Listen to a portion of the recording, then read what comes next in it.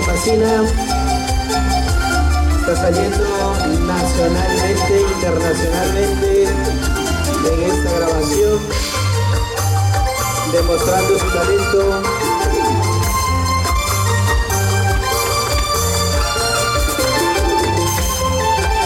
Toda nuestra tradición peruana, todo nuestro dorado huayno, practicado desde la infancia. El futuro de nuestras tradiciones se conserva en la práctica de nuestros niños. Y es el claro ejemplo que nos da Princesita Bonifacina, que nos acompaña el día de hoy. La acompañamos con las palmas. Arriba esas palmas.